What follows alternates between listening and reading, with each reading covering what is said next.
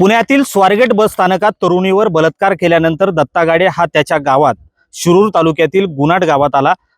दिवसभर घरात थांबल्यानंतर रात्रीचा मुक्काम त्यांनी याच शेत शिवारात केला। हा संपूर्ण शेत शिवाराचा परिसर आहे। 14 ते 15 एकरचा हा परिसर आहे।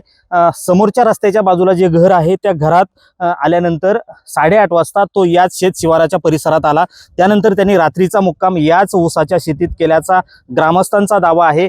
त्यामुळे पुणे पोलिसांची 100 पोलिसांची टीम या ठिकाणी तैनात आहे।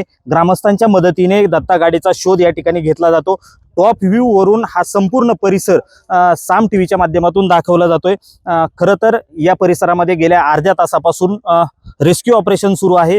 पोलिसांची टीम असेल, ग्रामस्थ असतील, हे ऊस शेतीमध्ये दत्ता गाडेचा शोध घेत आहेत। मात्र ऊसाच्या शेतीमध्ये त्याचा शोध घेत असताना मोठी आव्हानं समोर आहे, कारण ऊसाच्या शेतात काही जखमाई होण्याच्या भीती असतात। आपल्यासोबत सरपंच आहेत। सरपंच, काय अडचणी येत आहेत साधारण ऊसाच्या शेतात शोध मोहीम घ्यायला?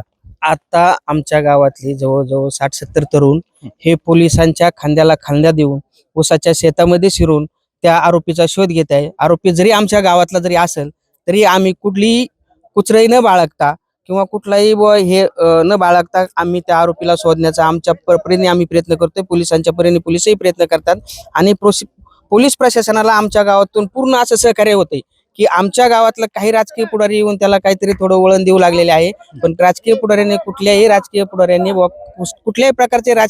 प्रकारचे वळण देऊ नये अशी आमच्या राजकीय वळण देऊ नये, मात्र त्यांनी जे कृत्य केले त्याचं समर्थन कोण करत नाही। त्याला पकडून देण्याचं सामर्थ्य तुम्ही दाखवलंय। हे दाखवत असताना ऊसाच्या शेतात काय अडचणी येत आहेत? आता सध्या ऊसाच्या शेतामध्ये या आमच्या ऊसाच्या परिसरात बिबटे भरपूर आहे।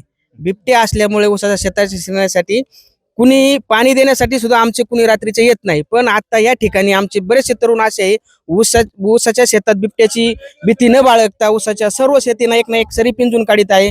त्यामुळे आरोपीला स्वतःच्या जीवाची पर्वा न करता हे नागरिक या ठिकाणी हे करतायत। मात्र एकदा टॉप व्ह्यू वरून दाखवूया की पोलीस असतील, ग्रामस्थ असतील, हे या रेस्क्यू टीम मध्ये दाखल झालेले आहेत। गेल्या अर्ध्या तासापासून हे सगळं रेस्क्यू या ठिकाणी सुरू आहे। ड्रोनच्या कॅमेऱ्याच्या माध्यमातून या ठिकाणी कमांड दिली जाते। त्या पद्धतीने पोलीस आणि ग्रामस्थ या ठिकाणी तपास मोहीम करतात। मात्र दत्ता गाडेचा अद्यापही शोध लागलेला नाही। दत्ता गाडे पोलिसांच्या ताब्यात कधी येणार हा प्रश्न या निमित्ताने विचारला जातोय। रोहिदास गाडगे, साम टीव्ही न्यूज, शिरूर, पुणे। देश विदेशातील प्रत्येक घडामोडींचे लाईव्ह अपडेट मिळवण्यासाठी आता साम टीव्हीच्या सर्व सोशल मीडिया प्लॅटफॉर्मला लाईक, फॉलो आणि सबस्क्राईब करा। तसंच सर्व नोटिफिकेशनसाठी बेल आयकॉन प्रेस करायला विसरू नका।